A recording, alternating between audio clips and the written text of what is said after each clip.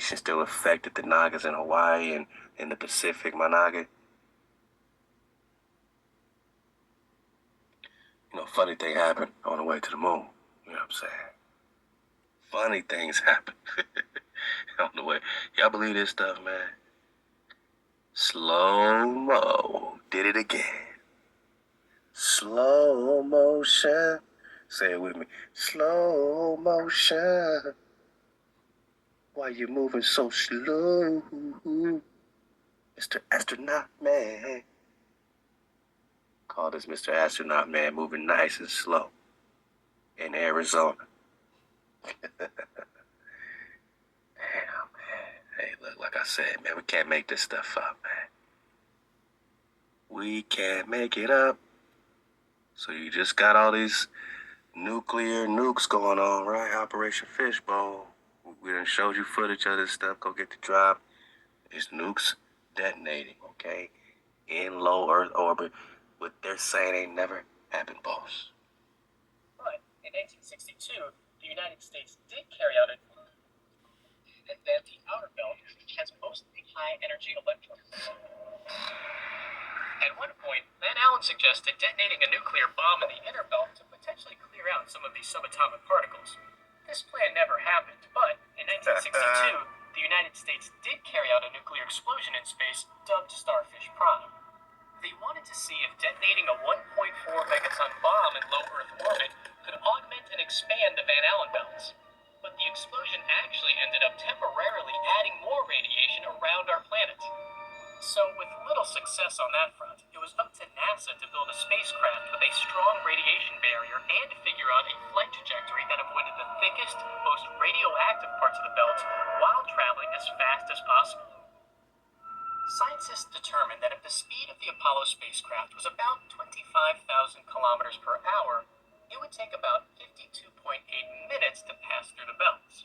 Based on that information, they found that the radiation dose received during that amount of time would be, at most, 11.4 rads, and that's without the protection of a spacecraft. And since a lethal radiation dose for a human is 300 rads in 1 hour, NASA deemed the missions a go. In the end... This is ridiculous. I can't, man. Because now we got to believe these numbers. Oh, well, it's only going to be 11 rads. 11 rads of radiation. You know, damn well you ain't getting through no Van Allen or Firmament. Especially with all the extra radiation y'all just put up there with 31 plus nuclear weapons detonated in the 60s.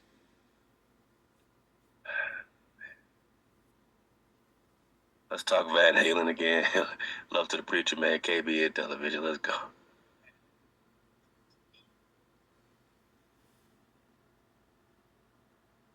We get further away from Earth, we'll pass through the Van Allen belts, an area of dangerous radiation. As we get further away from Earth, we'll pass through the Van Allen belts, an area of dangerous radiation. One more time, area of dangerous radiation. Oh, what's wrong with that radiation? Radiation like this can harm the guidance systems, onboard computers, or other electronics on Orion. Naturally, we have to pass through this danger zone twice. Once up, and once back. Naturally. We got to get through the firmament twice, boss. Coming and going, boss. We have to pass through this danger zone twice. Once up, and once back. But Orion has protection. Shielding will be put to the test as the vehicle cuts through the waves of radiation. Sensors aboard will record radiation levels for scientists to study. We must solve... You're recording the radiation levels from something that was supposed to have been done in the 60s? With the Apollo missions? They went back and forth. Now you're recording new levels? Solve these challenges before we send people through this region of space. What? We must solve these challenges before we send people through this region of space? I thought this problem was solved over 40 years ago. We sent a bunch of people in jumpsuits and tin cans through it. Bang, bang, bang. One more time, man. Hey, a funny thing happened when they went to the moon, man. It's the Van Allen belts, an area of dangerous radiation. One more time, area of dangerous radiation. Oh, what's wrong with that radiation? Radiation like this can harm the guidance systems, onboard computers, or other electronics on Orion. Naturally, we have to pass through this danger zone twice. Once up, and once back. Naturally, we have to pass through this danger zone twice. Once up, and once back. But Orion has protection. Shielding will be put to the test as the vehicle cuts through the waves of radiation. Sensors aboard will record radiation levels for scientists to study. We must solve these challenges before we send people through this region of space. What? We must solve these challenges before we send people through this region of space? I thought this problem was solved over 40 years ago. We sent a bunch of people in jumpsuits and tin cans through it, there and back a half dozen times. But I forgot. The Apollo guys, they were clueless regarding the radiation belt. It didn't affect them. I don't know the distance to the Van Allen radiation belt, and if we did, it wasn't a problem. If we were going to encounter it, then we would have had to build spacecraft, spacesuit to not. This is a world-class astronaut, man. Alan Bean, Apollo 12. Don't know what you're talking about, boss, about this radiation, boss. If it happened, I guess we were good, boss. We never talked about it, boss. It wasn't a part of our script. We never discussed the rad, the numbers. I guess they built the craft well enough, boss. It was a problem. You don't just build something and hope it works. You study to see what the threats are, the environment is, and then you say, how thick do I have to make the metal on the These people think we are dummies. spacecraft so that going through this kind of radiation or these kind of meteoroids, you won't get hurt. And so then we build it that way.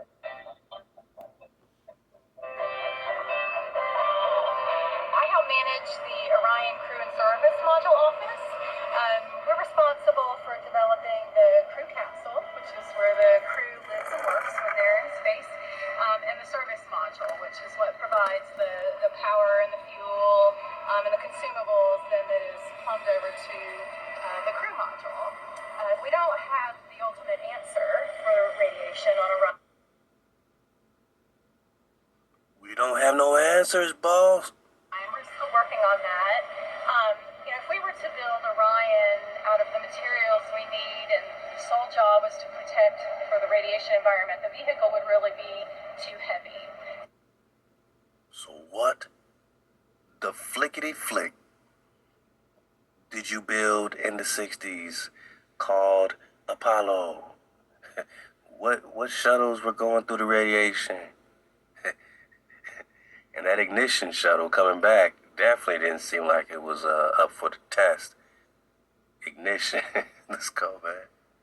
We have to balance the weight of the material. I help manage the Orion Crew and Service Module Office. We're responsible for developing the crew capsule, which is where the crew lives and works when they're in space, and the service module, which is what provides the power and the fuel and the consumables then that is plumbed over to the crew module. We don't have the ultimate answer for radiation on Orion. We're still working on that. If we were to build Orion out of the materials we need and the sole job was to protect for the radiation environment, the vehicle would really be too heavy. So we have to balance the weight of the materials that we put on the spacecraft with how much protection it's providing the crew. So we're really looking at it from an operational perspective. If we understand a radiation event has happened, the crew will actually take shelter in the aft bay of the vehicle. So even in this supersonic shit she building, the crew would still have to take shelter for that radiation. Would still have to take shelter.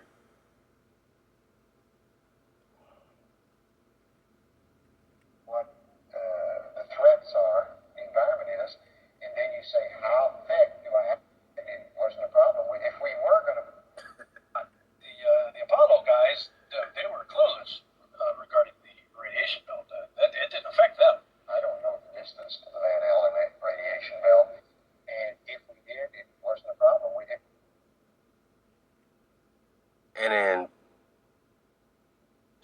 2022, 2021, they are building the Orion, saying you astronauts will have to take shelter still in the aft, in the bottom of the ship or wherever. You can't just not know about it. You would have to take shelter, especially 50 years ago, man. Especially 50 years ago, man. If we were going to encounter it, then we would have had to build the spacecraft and the spacesuit to. If we were. He's not even confirming that it's even out there, boss. To not give humans a problem. You don't just build something and hope it works. You study to see what the threats are, the environment is, and then you say, how thick do I have to make the metal on the spacecraft? All right, stop, man. I mean, she got some studying going on, right? Will actually take shelter in the aft bay of the vehicle. We have found over the years that water is a really great radiation when they're in space, and the service module, which is what provides the Metal on the spacecraft so that going through this kind of radiation or these kind of meteoroids, you won't get hurt. And so and we build it that way.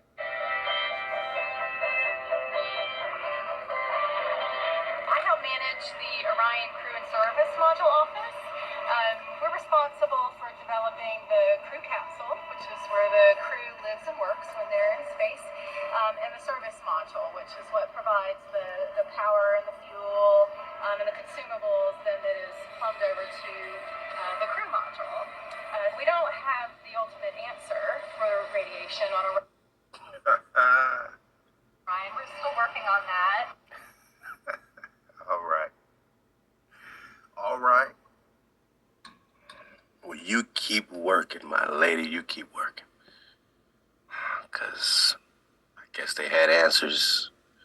But a boy didn't even know about it, man. He didn't even know about it. And love, appreciate everybody surfing the wave and Flat Dry 101 number 3, talking about the terrible crystal, man. The firmament, right? Love to his name, Hyphy. All right. I usually don't like watching videos that's over an hour. Got you. But you could watch a movie, though. You could watch a movie. All right. It's cool. But since I found your channel about 6 months ago, I felt a spiritual connection to your work. Definitely love Preston. Hey, out to you, man. I think I caught it during episode 70, man. Surfing away. Man, call me Hunno. Let's go. I appreciate what you do and want to give you thanks, all right, for spreading the truth and go against that BS they indoctrinate us in school with. Hey, that's real talk. And you know what I'm saying? My real one, man. Homie in the back of the class, man. I see you, man. Move on up to the front. It's all happening. Con one, what it do? What a time to be alive. Con up, suit up, choose up. Kim King, what it do? This was eye-opening. I always ask the question, why are they sonic bombing the oceans and seas too? The oceans and seas hold much knowledge of civilizations in the desert. Aquaman, the movie, showed that. Hey, Kim King. High vibes, what it do? No cap, that preacher was going in on the establishment, which is exactly what we need. We need people like him telling the truth, man, because they gonna listen to the preacher, man. Love the high vibes. Jay's Bird, or Jaws Bird, okay. First time I read The Circle of the Earth, it was translated horizon in the middle column. Whoa. Because the circle, Kaug, horizon, Ka. Middle column. That's crazy. And that was a good one. And all the years of capital shit. Hey, how fast. James Smith, we are underneath the waters above. The only reason we have air is because the firmament split the waters in half, creating our oceans. And the waters above, without the firmament, we'd be under massive waters or non-existent. Imagine how deep the waters above are. We are underwater, and the firmament is why we have an air pocket called the sky. That's